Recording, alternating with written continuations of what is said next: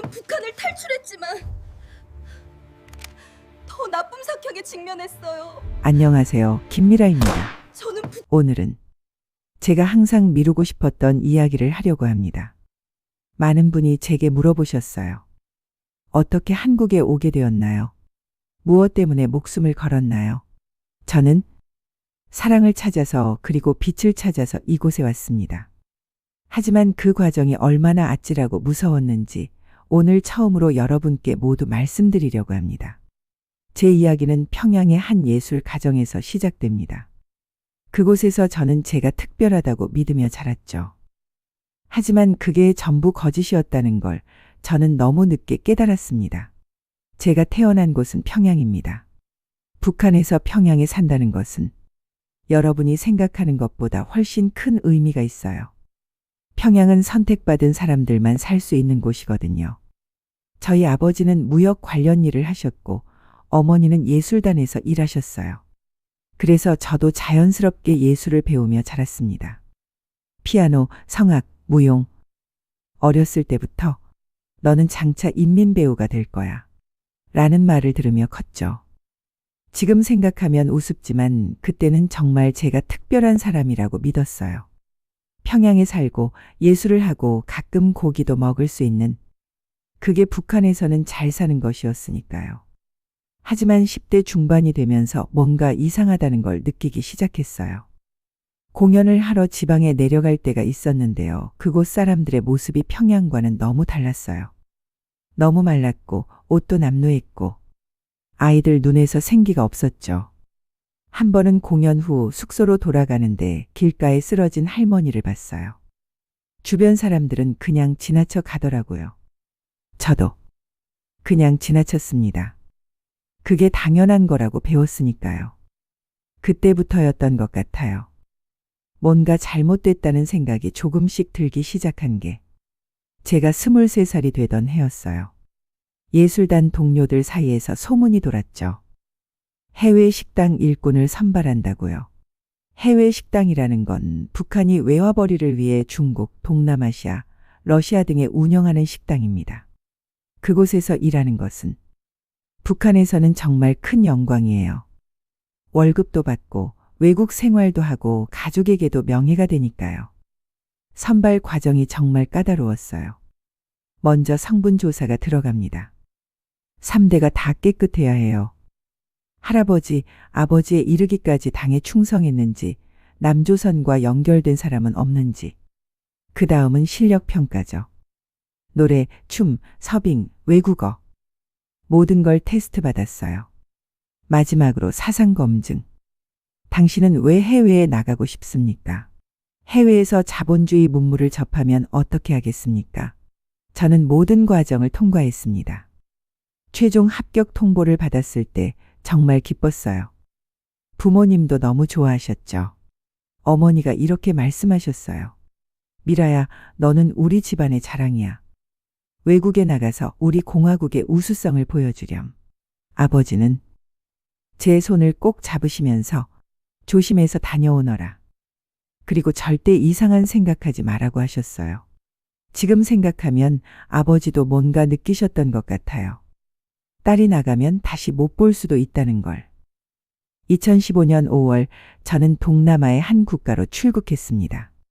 비행기에서 내려다본 세상은 정말 넓고 밝았어요. 그때만 해도 저는 4년 후 제가 어떤 선택을 하게 될지 몰랐습니다. 식당에 도착한 첫날부터 현실이 보이기 시작했어요. 저희는 총 12명이었어요. 여자 11명, 남자 지배인 1명. 우리가 머물 숙소를 봤는데 좁은 방 하나에 6명씩 자는 거예요. 에어컨도 없고 창문도 제대로 열리지 않는 곳이었죠. 이만큼 되는 방에 2층 침대 3개를 넣어놓은 거예요. 처음엔 일시적인 거겠지 생각했는데 4년 내내 그곳에서 살았습니다. 하루 일과는 이랬어요. 아침 6시 기상, 6시 30분부터 청소와 준비, 오전 10시 식당 오픈. 그리고 밤 12시, 1시까지 영업.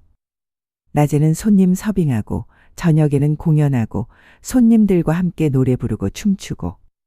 손님이 없어도 연습해야 하고, 일기 쓰고 생활 총화하고 잠은 하루에 4시간에서 5시간밖에 못 잤어요. 그것도 제대로 자는 게 아니라 쓰러져서 자는 거죠. 그렇게 1년, 2년 시간이 흘렀습니다. 가장 힘든 건 육체적 피로가 아니었어요. 정신적인 감시였습니다. 우리끼리도 서로를 감시해야 했어요. 만약 동료가 이 나라는 북한보다 잘 사는 것 같다는 말을 하면 그걸 보고해야 하는 거예요. 안 그러면 나도 같이 문제가 되니까요. 친구가 없었어요. 12명이 함께 있었지만 아무도 믿을 수 없었어요. 밤에 베개에 얼굴을 묻고 울어도 아무도 위로해 주지 않았습니다. 오히려 사상이 흔들린다며 지배인에게 보고할까봐 두려웠죠. 2017년 여름이었어요. 저는 결국 쓰러지고 말았습니다. 너무 더운 날이었어요. 냉방도 제대로 안 되는 곳에서 하루 종일 일하고 밤에는 공연까지 하고 손님들 앞에서 춤을 추다가 그만 눈앞이 깜깜해졌어요. 정신을 차려보니 병원이었어요. 의사 선생님이 말하더라고요. 탈진이에요. 영양실조도 있고요. 당분간 절대 안정이 필요합니다. 하지만 저는 이틀 후에 다시 식당으로 복귀했습니다. 지배인이 아프다고 누워만 있으면 되겠냐며 압박했거든요. 그리고 제가 쉬는 동안 다른 동료들이 저를 어떻게 봤는지 아세요? 미라는 일하기 싫어서 아픈 척한다. 사상이 해이해졌다. 이런 말들이 나왔다고 하더라고요. 동료가 아니라 감시자였던 거예요. 제가 다시 일을 시작한 지 일주일쯤 지났을 때였어요. 한 손님이 식당에 들어왔습니다. 한국에서 사업차 그 나라에 와 있는 분이었어요. 처음엔 그냥 여러 손님 중 한 명이었죠. 그런데 그분은 매일 왔어요. 처음엔 일주일에 2~3번, 그 다음엔 거의 매일. 항상 저한테 음식을 주문하고 제가 서빙할 때까지 기다리더라고요. 다른 동료들이 가도 미라 씨 불러주세요라고 하는 거예요. 사실 북한 식당에서는 손님과 친해지면 안 돼요. 특히 한국 사람은 더더욱 조심해야 하죠. 하지만 그분은 계속해서 말을 걸었어요. 오늘 힘들어 보이네요. 많이 아프셨죠? 괜찮으세요? 이거 좀 드세요. 몸에 좋아요. 처음엔 무시했어요.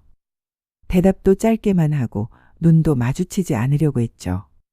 하지만 어느 날 그분이 플라스틱 통을 가져왔어요. 제가 오늘 아침에 끓인 거예요. 영양죽이에요. 몸이 안 좋으면 이런 거 먹어야 해요.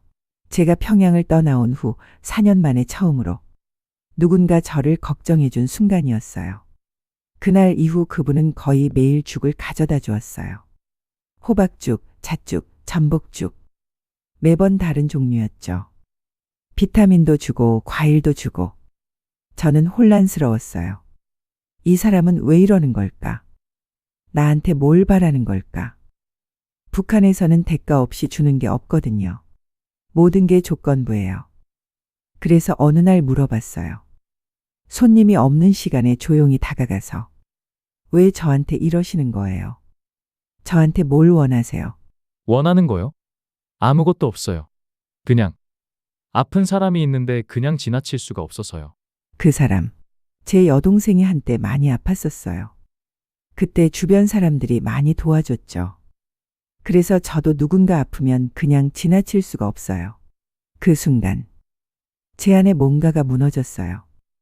23년을 살면서 한 번도 느껴본 적 없는 감정이었어요. 그냥 대가 없이 누군가를 걱정하는 마음. 조건 없이 베푸는 다정함. 저는 그때 깨달았습니다. 아, 이게 사람 사는 세상이구나 하고요. 그렇게 몇 달이 흘렀어요. 우리는 조금씩 가까워졌고 짧은 대화를 나누기 시작했습니다. 물론 다른 사람들 눈을 피해서요. 어느 날 밤 쓰레기를 버리러 나갔다가 그분을 마주쳤어요. 그분이 식당 뒤편에서 기다리고 있더라고요. 그때 그분이 말했어요. 미라 씨, 여기서 이렇게 사는 거 너무 힘들죠? 제가 도와줄 수 있어요. 평양으로 잠시 들어가세요. 아프다고 하고 들어가서 좀 쉬세요. 그동안 제가 준비할게요. 당신과 당신 가족 다 여기로 나올 수 있게 해줄게요. 저는 너무 놀라서 말도 못했어요. 무슨 말씀이세요? 그게 가능한가요? 가능하게 만들겠습니다. 저를 믿어주세요. 당신이 이렇게 사는 걸 더 이상 볼 수가 없어요. 저는 고민했어요. 정말 오래. 한 달 넘게 고민했습니다. 밤마다 잠을 이룰 수 없었어요. 저 사람을 믿어도 될까? 만약 거짓말이면 가족들을 위험에 빠뜨리는 건 아닐까? 하지만 동시에 이런 생각도 들었어요.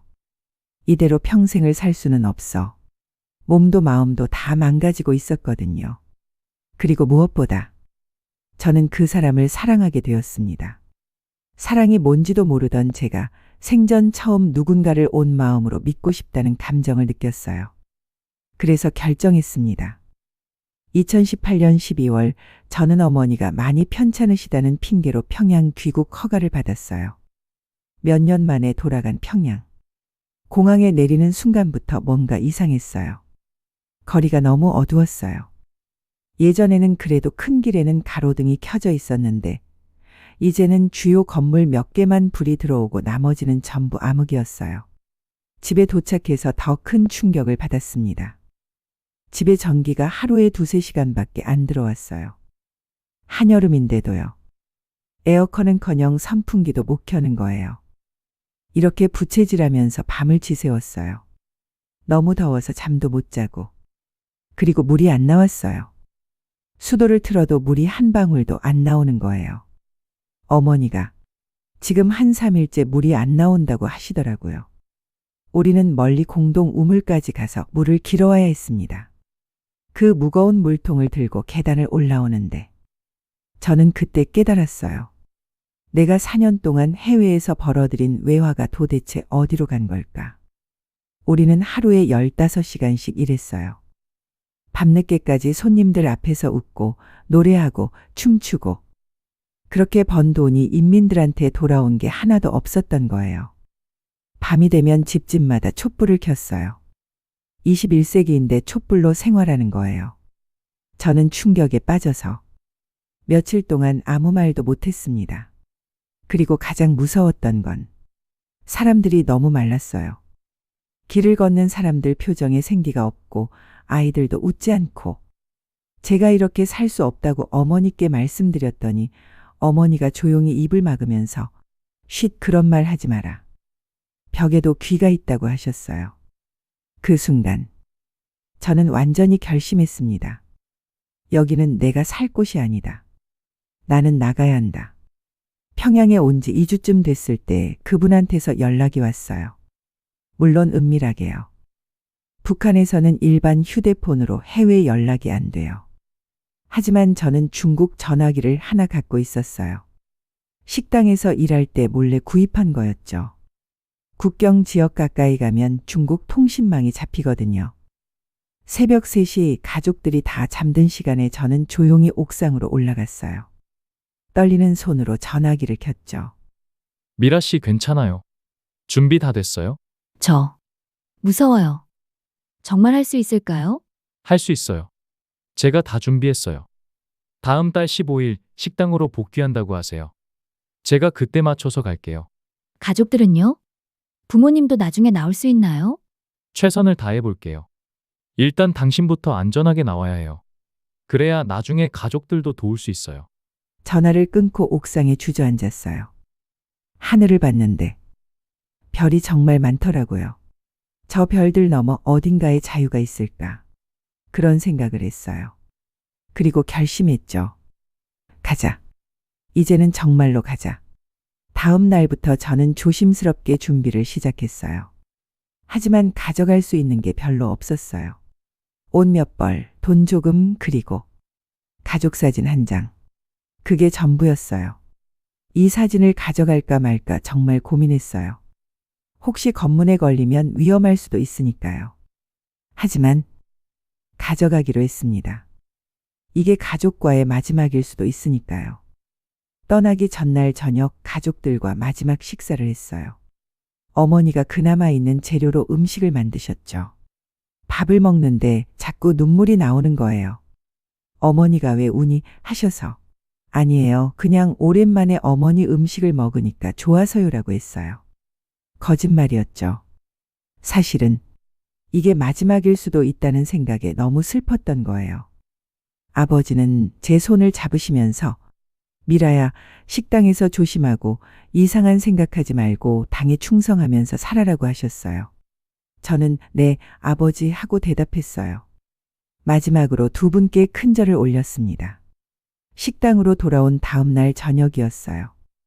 그분한테서 메시지가 왔어요. 오늘 밤 10시 준비하세요.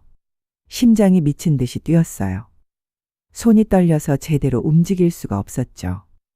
그날 저녁 다른 동료들은 다들 피곤해서 일찍 잠들었어요. 저는 침대에 누워서 천장만 봤습니다. 시간이 너무 빨리 가는 것 같으면서도 한없이 느리게 가는 것 같았어요. 9시 50분. 저는 조용히 일어나 화장실에 다녀온다는 핑계로 방을 나왔어요. 복도를 걷는데 다리가 후들후들 떨렸어요. 누가 나를 보면 어떡하지? 지배인이 깨어 있으면? 1층 정문으로 가봤어요. 예상했던 대로 굳게 잠겨 있었습니다.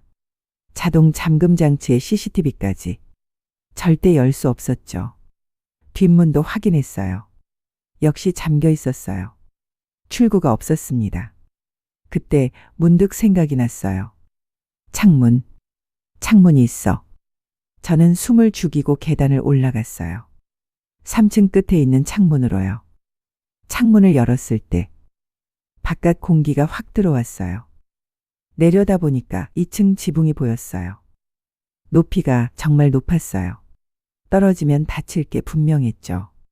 하지만 다른 방법이 없었어요. 휴대폰으로 그분한테 메시지를 보냈어요. 밖에 계세요? 저 지금 3층 창문에 있어요.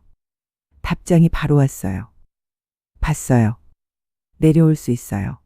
할 수 있어요. 기다려주세요. 저는 배낭을 등에 꽉 메고 창틀에 걸터 앉았어요. 발을 내밀었을 때 너무 무서웠어요. 아래를 보니까 현기증이 나더라고요. 다리가 부러져도 좋아. 죽지만 않으면 돼. 어차피 여기 남으면 진짜로 죽는 거야. 그리고 뛰었습니다. 순간 몸이 공중에 떴어요. 1초가 10초처럼 느껴졌죠.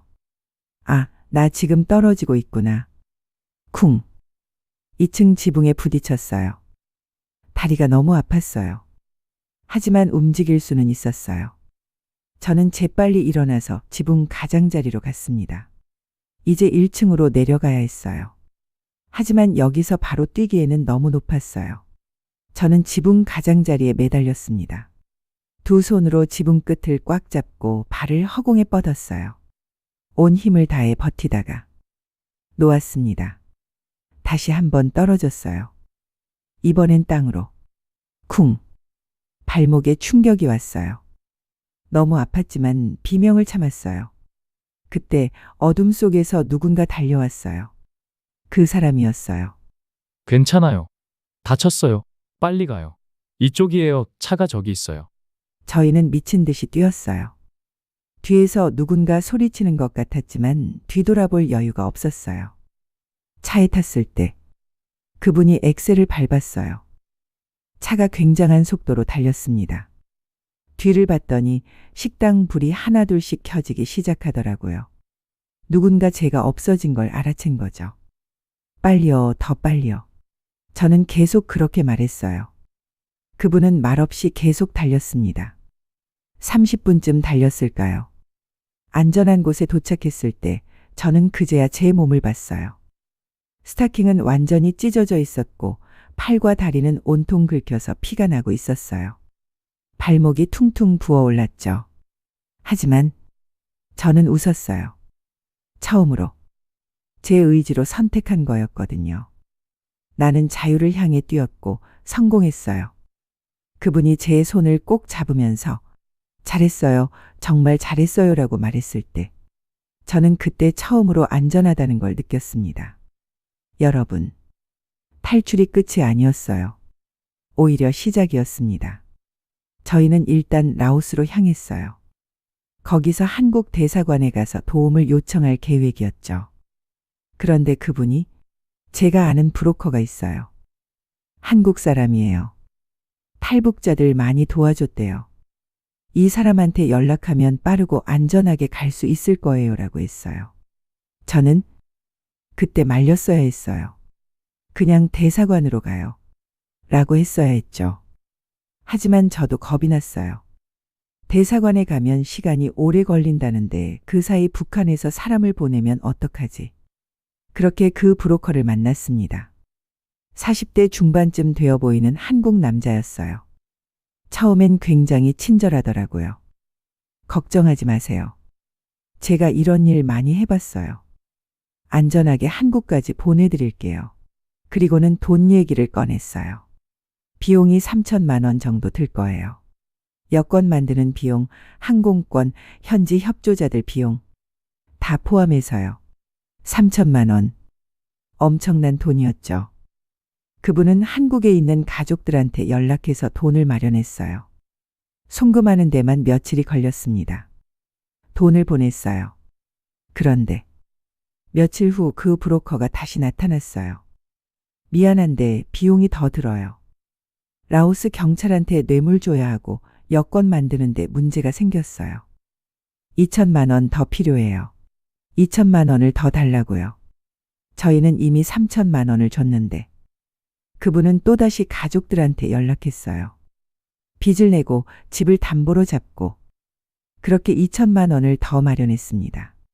총 5천만 원을 준 거예요. 그런데 일주일 후 그 브로커가 또 나타났어요. 이번엔 총을 들고 왔습니다. 진짜 총이었어요. 권총을 호텔 방문을 쾅하고 열더니 총을 탁자 위에 놓고 이렇게 말했어요. 일이 복잡해졌어요. 북한에서 사람 보냈어요. 당신들 찾고 있어요. 제가 막아주려면 돈이 더 필요해요. 3천만 원 더 주세요. 이미 5천만 원이나 줬잖아요. 도대체 얼마가 더 필요한 거예요? 내가 지금 협박하는 거 아니에요. 선택하세요. 돈 내거나 아니면 북한으로 돌아가거나. 둘 중 하나예요. 저는 너무 무서웠어요. 진짜 죽을 것 같았어요. 그 사람이 총을 만지작거리는 걸 보는데, 아, 여기서 죽는구나 하는 생각이 들었어요.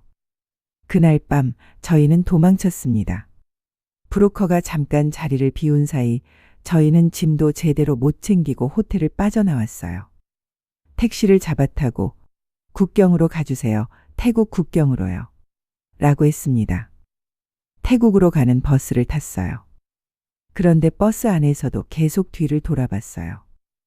혹시 따라오는 건 아닐까? 태국에 도착했을 때 그분 휴대폰으로 메시지가 왔어요. 도망쳤다고 끝난 줄 알아요. 내 사람들이 방콕에도 있어요. 어느 대사관 가든 다 알아요. 절대 못 빠져나가요. 그 순간 정말 끝이라고 생각했어요. 누구도 믿을 수 없고 어디로도 갈 수 없고. 그날 밤 저는 그분과 방콕에 싸구려 여관에 앉아 있었어요. 창문도 제대로 닫히지 않는 작은 방이었죠. 저희한테 남은 돈은 거의 없었어요. 밥도 제대로 못 먹고 물만 마시며 지냈습니다. 사흘째 되던 날, 저는 더 이상 견딜 수가 없었어요. 그분한테 말했어요. 미안해요. 나 때문에 당신 인생이 망가졌어요. 나 때문에 돈도 다 잃고 이렇게 도망 다니고. 정말 미안해요. 왜 그런 말을 해요? 내가 선택한 거예요. 당신을 사랑해서 선택한 거예요. 하지만 우리 여기서 포기할 수 없어요. 여기까지 왔잖아요. 마지막으로 한 번만 더 해봐요. 한국 대사관에 전화해봐요. 그래서 저는 떨리는 손으로 전화기를 들었습니다. 방콕에 있는 대한민국 대사관 번호를 찾아서 걸었어요. 벨이 울렸고 누군가 받았습니다. 여보세요. 저 도와주세요. 저는 탈북자예요. 지금 위험해요. 살려주세요. 전화 너머 목소리가 들렸어요. 진정하세요. 지금 어디 계세요? 안전한 곳에 계세요. 대사관에서는 저희에게 태국 이민국에 자수하라고 안내했어요. 거기 가면 보호받을 수 있어요. 우리가 연락해 둘게요. 다음 날 아침 저희는 이민국으로 갔습니다. 정말 떨렸어요. 혹시 브로커 말대로 거기에도 그 사람들이 있으면 어떡하지? 하지만 태국 관계자들은 저희를 잘 대해줬어요. 한국 대사관에서 미리 연락이 와 있었던 거예요. 그들이 말했어요. 여기서 기다리세요. 한국으로 보내드릴게요. 하지만 절차가 있어서 시간이 좀 걸릴 거예요. 그 순간 처음으로 안전하다는 걸 느꼈어요. 저희는 수용소에서 5개월을 보냈습니다. 좁은 방에 여러 나라 사람들과 함께 지냈어요. 환경은 좋지 않았어요. 음식도 별로였고 더웠고 불편했죠. 하지만 처음으로 잠을 편히 잘 수 있었어요. 누군가 쫓아오지 않을 거라는 걸 알았으니까요. 매일 아침 일어나면 그분과 함께 한국어를 공부했어요. 한국 드라마 대사를 외우고 한국 노래를 불렀어요. 우스운 건 저는 북한 사람이잖아요. 그런데 나만 말투를 배워야 했어요. 동무, 이거 좀 보시오. 이렇게 말하면 안 되고. 저기요, 이거 좀 봐주세요. 이렇게 말하는 연습을 했죠. 그렇게 5개월이 지났고 드디어 그날이 왔습니다. 2020년 8월 23일 저희는 인천공항행 비행기에 올랐습니다. 비행기가 이륙하는 순간 창밖을 봤어요. 태국이 점점 작아지고 구름 위로 올라가고 그때 실감했어요. 아, 이제 진짜 자유로워지는구나. 비행기 안에서 그분 손을 꼭 잡았어요. 말없이 서로를 바라봤죠. 모든 게 꿈 같았어요. 5시간 정도 지났을까요? 기장의 방송이 나왔어요. 승객 여러분, 곧 인천공항에 도착하겠습니다. 현재 서울 날씨는 맑고 기온은 28도입니다. 그 순간 저는 울음을 터뜨렸어요. 옆자리 승객들이 이상하게 봤을 거예요. 하지만 참을 수가 없었어요. 비행기에서 내렸을 때 공항 바닥을 밟는 순간 무릎이 꺾였어요. 그 자리에 주저앉아서 바닥에 손을 짚고 대한민국에 왔구나. 내가 정말로 여기 왔구나. 그분이 저를 일으켜 세우면서 됐어요. 이제 괜찮아요. 우리 해냈어요라고 말했어요. 네, 우리는 해냈습니다. 그로부터 5년이 지났습니다. 한국에 도착한 후 저희는 정착 지원을 받았어요. 한국 사회에 적응하는 법을 배우고 취업 교육도 받았습니다. 처음엔 정말 힘들었어요. 모든 게 낯설었고 빨랐고 복잡했죠. 지하철을 처음 탔을 때 길을 잃었어요. 교통카드 쓰는 것도 몰랐고요. 편의점에서 물건 고르는 것도. 선택지가 너무 많아서 헷갈렸어요. 하지만 조금씩 적응했습니다. 일도 시작했고 친구도 사귀었어요. 그리고 무엇보다 저는 그분과 결혼했습니다. 목숨을 걸고 저를 구해준 그 사람. 이제는 제 남편이에요. 평범한 결혼식은 못 올렸어요. 제 가족들이 북한에 계시니까요. 하지만 작은 예식장에서 남편 가족들과 함께 조촐하게 식을 올렸습니다. 여전히 가족 생각은 매일 해요. 특정일이면 어머니 생신 같은 날이면 너무 보고 싶어요. 언젠가 통일이 되어서 다시 만날 수 있기를 매일 기도합니다. 제 이야기를 들어주셔서 감사합니다. 혹시 여러분 중에 나는 불행해, 내 인생은 힘들어라고 생각하시는 분 계신가요? 저는 감히 말할 수 있어요. 여러분이 지금 숨 쉬고 자유롭게 선택하고 사랑하는 사람과 함께 있을 수 있다면 그것만으로도 축복이에요. 저는 3층에서 뛰어내렸어요. 다리가 부러질 수도 있었고 목숨을 잃을 수도 있었어요. 하지만 그 선택 덕분에 지금 이 자리에 있습니다. 자유는 공짜가 아니에요. 누군가는 목숨을 걸고 얻어야 하는 거예요. 북한에 아직도 수천만 명이 어둠 속에서 살고 있어요. 그들에게도 언젠가 빛이 닿기를 바랍니다. 긴 이야기 들어주셔서 감사합니다. 구독과 좋아요 부탁드려요. 여러분 모두 행복하세요. 감사합니다.